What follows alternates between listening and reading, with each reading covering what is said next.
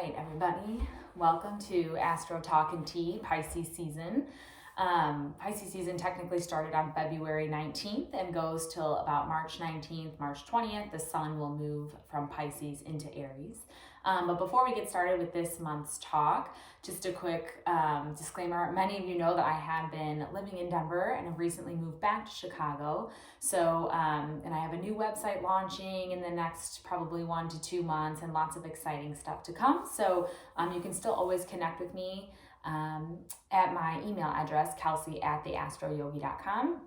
And then I will definitely let you all know when the website stuff is up and running. So today's talk is going to be done from my house, so not in the traditional yoga studio setting. So I'll be talking directly to you guys today. And then I think that being said, let's just go ahead and dive in.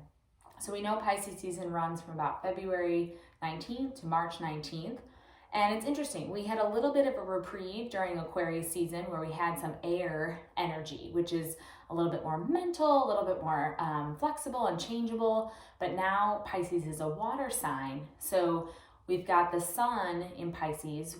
We also have Mercury in Pisces. And then we have several planets that are in Capricorn, which is an earth sign. So this water-earth combo is one that can feel a little heavier, a little denser. So if you kind of felt like the energy was shifting and then now maybe it feels like you're sort of back to where you were in January, don't worry, because I think this provides a really nice time to review some of that stuff. And then come the later part of March, we're going to be blasting off into Aries season, which will have a totally different flavor than Pisces season.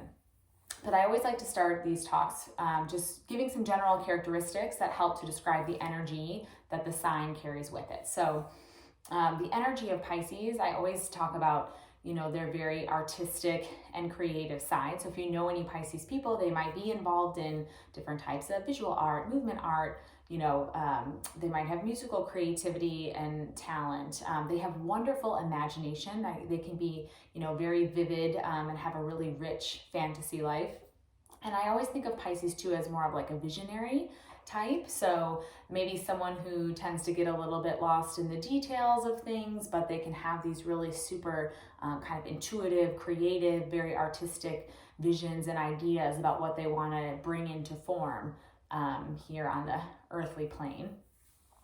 Pisces as a sign is typically also pretty adaptable, flexible. Pisces is also very receptive, which is a wonderful trait in terms of being very sensing, very perceptive to what's going on around them. They're very energetically sensitive as well as emotionally sensitive. And by sensitive, I don't mean necessarily in and of themselves, but also they're just picking up on a lot of what's going on around them. I was reading something the other day that gave the example of, you know, if a fight has just occurred between a couple people in the room and a Pisces person walks in, they might be able to kind of feel the energy of like, whoa, what just happened in here type of thing. So very sensing, very feeling, very perceptive. I always think of the sign of Pisces too as being connected with sort of this idea of greater spirituality or connection to something that is greater than ourselves, whether you call that God or the universe, or, you know, there's a million different names for what that could be. But really it's about recognizing that, you know, we're kind of a soul having a human physical body type of experience, but really that the soul is kind of interconnected with, you know, cosmic consciousness or something greater than ourselves. You know, so that can often lead Pisces to be sort of in search of meaning, or what is the purpose or the point of everything that we're doing here on Earth. But typically, you know, that Pisces energy can be connected to a strong spiritual practice, whatever that might look like for you. And then, you know, with that kind of ability to be very intuitive and very sensing, you know, Pisces are also very empathic. And that energy is very compassionate. You know, it's kind of, Pisces energy is like the energy of oneness. It's the 12th and final sign of the zodiac. So we start with the sign of Aries, which is about kind of I, me, myself. And then as you move through the zodiac, it kind of develops through all these different facets of a person until finally we get to that Pisces energy, which is about coming together in connection and oneness with all people, all humanity, all souls, whatever you might want to call it. So yeah, Pisces energy tends to be very compassionate, very kind, very giving. I always say like Pisces people would be the person to see that you're struggling and they would give you the shirt off their own back, only to then later realize that now they're without a shirt and struggling themselves because they gave what they had to you, so just kind of a funny anecdote there. But some things to be aware of with strong Pisces energy too can be kind of this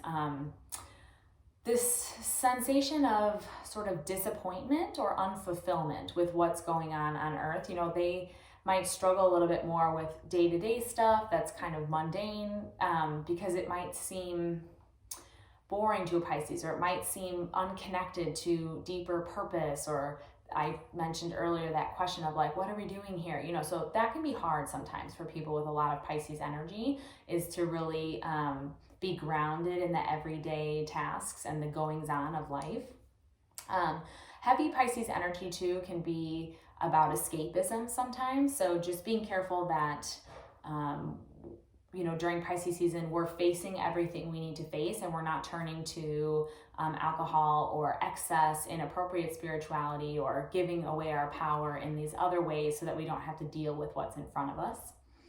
I think also too, Pisces energy, because it is so loving, so compassionate, so giving, one thing to watch out for too is giving inappropriately. Kind of that situation I talked about with like, you don't have a shirt, so I'll give you my shirt, but wait, now I don't have a shirt either. So kind of recognizing during Pisces season that saying of like, you can only give from a full cup. So just making sure that your own cup is full first before you go out and help others and give to others in that type of way. So all those are kind of characteristics of Pisces type energy. So knowing that, whether or not you have Pisces energy in your personal chart, I should say strong Pisces energy in your personal chart, it's like, what can we all be doing during this time to honor Pisces season? So the number one thing, Pisces is a water sign, so getting near and in water. So if you live in a location that you can be near a lake or an ocean, that's great. Taking some walks near there would be awesome. If you have access to a bathtub in your home, or maybe you can go to like a local place that has a whirlpool or hot tub or anything where you can really immerse your body in like warm, comforting water, it's really a great way to help kind of calm and also free up emotion that might be stuck in your body. Pisces, any water season, Pisces, Cancer, or Scorpio, can be a deeply emotional time when we get the chance to kind of refocus on our own emotions. So getting yourself in some water, maybe doing a float tank if you're familiar with that, all those would be great things during this time. The next thing would be focusing on immunity. Pisces energy is very permeable. They're very into like merging with the energy around them and the people around them. One thing Pisceans definitely have to work on is setting boundaries, physical boundaries, energetic boundaries, emotional boundaries. And I think part of that can lead to sometimes when we're not doing a great job of setting those boundaries in some area of our life, it can lead to issues with immunity. So making sure you're taking your multivitamin or other type of immune support during this time. It's kind of that sneaky late cold and flu season that can come on towards the end of the year as we're heading pretty soon into springtime here. So just staying on top of your health game, watching that immunity and looking at what you can do to better support that, your overall health as well. Looking at the idea of showing kindness and compassion, kind of taking stock of where you think you fall on the spectrum of that. I always think it's easiest to start with showing compassion towards others, and then we can turn that inward, showing compassion and kindness to ourselves. Because in my mind, that's always the toughest one, is how can we be more kind to ourselves, give ourselves a break, let ourselves off the hook. We're not perfect. So that's an important thing to be working on during this time. I think it's great also to use positive affirmations during Pisces season to help give yourself a little bit of boost. Also, Pisces, the sign of Pisces is connected to the feet. So this is a great time to be giving yourself a foot massage at home, maybe using some coconut oil or putting a little bit of eucalyptus and some olive oil, or eucalyptus essential oils, and just giving yourself a little massage, asking your partner for a massage. Maybe it's time for a pedicure. Maybe it's something, as simple as like cutting your toenails and filing them, or painting them yourself, or painting your nails yourself at home. So just really paying a little bit more attention to your feet and how your feet are feeling. It can also be a time to reevaluate your shoe situation. Are the shoes that you're wearing really supportive of your feet and therefore all the other, joints and parts of your body? It's a good time to evaluate that as well. I think lastly, creativity, because it is the sign of the artist and the visionary, thinking about how can you be more creative in your day-to-day life. And maybe it's creative in the way you do a particular thing in your job. Maybe it's creative about the way you get to work. Maybe you have the ability to do some sketching or some painting or play around with an instrument. Creativity looks a lot of different ways. So how can you bring a little bit more of that into your life, and not creativity for a purpose, not creativity to make money off of something, just a creative thing that you can do for yourself, where there are no expectations, there's no specific outcome or goal, you're just enjoying the creative process. And then lastly, this kind of dovetails with our next section. We're going to talk about the Mercury retrograde during this season. Pisces season can be a time of healing. So the planet Mercury is also in the sign of Pisces right now, and it's retrograding. So if you haven't seen other videos or you're not familiar with what retrograde means, typically the planets in the sky, as they revolve around the sun, move in a certain direction and they continue on that way. When a planet is retrograde, it appears in the sky like it's moving backwards, even though really that's just kind of our perception from Earth. But when a planet is retrograde, its energy is a little bit different during that time. So Mercury is retrograde from February 16th to March 10th of this year, and there'll be a couple other periods later in the year. But focusing in on Mercury being retrograde in Pisces specifically, what does that mean? Means it's time to turn inward and to work on some deep healing. So perhaps you've already been getting some signs, things have already been coming up for you around loss, around grief, around it can also be things like fears and paranoia. Maybe you are having nightmares or getting strange dreams that kind of freak you out a little bit. These are all kind of signs that you are processing something and you're ready to kind of be working through that on a more active basis. So this can be a great time for therapy, meditation. If you're someone for whom talk therapy isn't very effective, maybe you're going to get with someone and work on breath work, or maybe you're someone who loves to move emotion and energy through your body. So you're going to do like some type of, tribal dancing or other kind of intentional movement practice that's going to help you work through that stuff. There's a lot of different ways you can focus on your healing at this time, but it's really important for us to use this energy to revisit those things. It's a positive time to do that. I think additionally, during Mercury retrograde, all the stuff we have, snafus that happen at work, at home, missed appointments, the power goes out, 1,000,001 issues. But we can also have kind of cloudy thinking during this time. We feel confused. We don't really want to make decisions or commit to a certain action, or we're just not sure what's the best thing to do at this time. So just recognizing that, whatever it is that you're feeling is normal, and just trying to kind of keep both feet on the ground. Do a practice every day that helps to ground you, to make you feel like a little more settled in yourself. And then that will help, with whatever kind of mental fog or non-clarity, I'm not sure what the word is for that you might be experiencing during these next couple weeks. It's also a good time to revisit your spiritual practices. Have you kind of gotten away from those, and would you like to get back to them? This is a good time to commit to that. Can also be a great time, just Mercury retrograde in general, to return to any projects that are unfinished, especially now, calling in this Pisces energy of how can you bring more creativity to that project, that idea, something that's been on hold that you keep avoiding. Now's the time to go back to it and to see, maybe you do have a new approach or a new idea, or just a different way of looking at it that helps you to finish that project, reach the goal, accomplish something so that you can move on from that. So that Mercury retrograde, again, will be in effect through March 10th. So we have a couple weeks left here. Typically, I talk about like breath work or energy or work or yoga that you can do during Pisces season. I do think during Pisces season, it's really important to get back into our bodies, especially with this Mercury retrograde going on in our minds.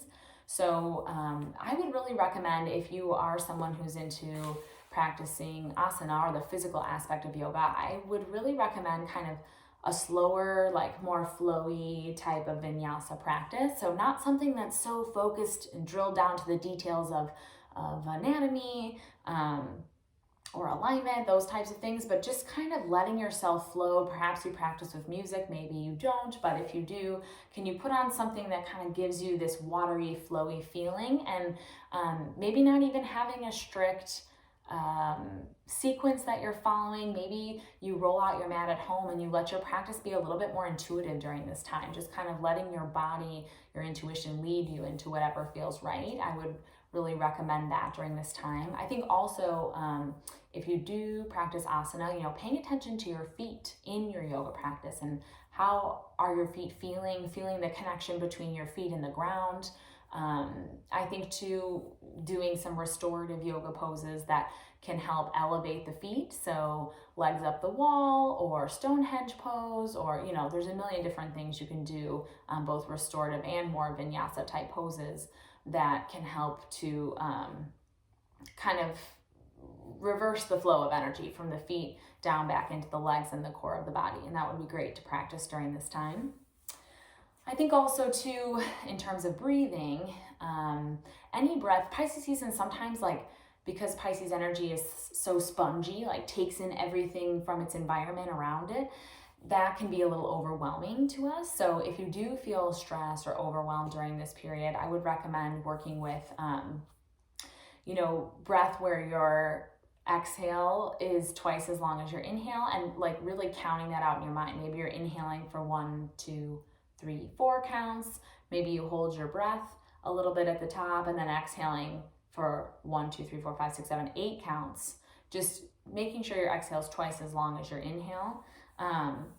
There's also boxed breath where you inhale for 4, hold for 4, exhale for 4, hold for 4, and you continue that pattern over and over. Just kind of engaging your mind in the counting, and then also using that breath to help slow down the nervous system and calm the body is important during this time as well.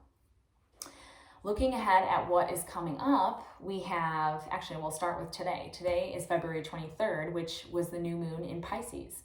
It was at 4 degrees of Pisces. If you're familiar with degrees in your own chart, that might be helpful information. What's really cool about this new moon is it's a great time to set intentions around our spirituality, our creativity, how we can be more loving, kind, and compassionate to others, to ourselves. But it's also, we're getting a little boost from both Mars and Uranus at this new moon. So it kind of gives us like energy and stamina, and like to go after whatever it is that we want to set as our intention. It also can kind of give us this feeling like it's okay to go ahead and start to manifest something that might feel a little crazy, a little out of the box, a little bit different from what we're used to or the normal. That's the Uranus influence, is like shaking things up, little surprises, go for something different. It can be a little bit of an electrifying feeling. So it's a great day, I think, for supercharging your intentions for sure. But if you aren't seeing this video today, also over the next day or day and a half is still a good window to be setting some intentions around this Pisces new moon energy. And then we still have, 4 planets in Capricorn right now, which is a very grounding influence. So even amidst the excitement of new possibilities, don't forget that intentions take hard work to manifest. The next thing I want to talk about is just a small thing. Venus is right now in the sign of Aries, so it's a little bit further ahead of where the sun is, because the sun's only in Pisces, but Venus is moving into the sign of Taurus starting on March 4th, which is actually really lovely. It's all about kind of that sensual energy, getting sensual mostly with ourselves. Of course, we can do it with a partner too, if we do have a partner at this time, but it's about kind of treating yourself over that month of March to a little small thing here and there, fresh flowers, a new book, a little box of chocolates, maybe getting yourself like a haircut or a new shade of lipstick, or anything that kind of helps you to feel like really sensual and sexy in your body. And that's something that's going to reflect, you know, both inward and outward as well. So that's an exciting thing to look out for through the month of March. And the last thing I want to talk about is, we always talk about the new moon and of course the full moon during the season, which is going to be in the sign of Virgo, which is my sign. It's very exciting. That full moon is going to be on February 9th, I believe. And, you know, this full moon is going to be kind of a big one, I think. It's going to have some exciting flair to it. There's going to be a little Venus-Uranus mashup, not with the moons. It's a different place in the chart, but that can kind of give it an exciting energy. You know, there might be little surprises connected to love and partnership. Could also be like a nice little something about money, or a little boost to our self-esteem, you know, all those Venusian type things. So it could have, this moon could have a little flair. I think also, based on some other planets that are connecting to this full moon in Virgo, it's a really good time to take stock of our dreams. You know, what are we fantasizing about? What are we dreaming and hoping to realize? And then once we have that in our minds, this wonderful vision, full moon in Virgo says, okay, now it's time to ground it down. Like, yes, it's great that you've envisioned this, that you have this fantasy, that your imagination has run wild and thought of all these amazing things that can happen, but it's just a dream until you make it something real, okay? So that Virgo moon combined with all those planets in Capricorn that I mentioned earlier that we have going on right now says, like, you know, if you want to realize that dream, it does take work on your part. It takes planning. It takes diving into the details. It takes step-by-step approach. It takes, you know, working hard and keeping your eye on the goal and not kind of getting lost in the dreaminess of it all. So just kind of giving us a more realistic perspective on that. You know, the idea of steady effort in the direction that you want to go. So that would be an excellent way to use the energy of the Virgo full moon, kind of about culmination and realization of things, and looking at where we can use that energy in our lives. So that is sort of the roundup of what's going to be going on during Pisces season. So we talked about that energy. We talked about the new moon on February 23rd, the full moon on March 9th, Venus moving into that very sensual sign of Taurus on March 4th, I think I said, and staying there for the rest of the month. So we've definitely got some exciting things coming up. This Mercury retrograde, I don't know if anyone else has experienced it, but it's been a doozy for me. So if it's been that way for you, just hang tight, keep your seatbelt on. It will be over before we know it. March 10th is the end of that Mercury retrograde. So I hope you guys have a great rest of your Pisces season, and I'll see you for Aries season 2020.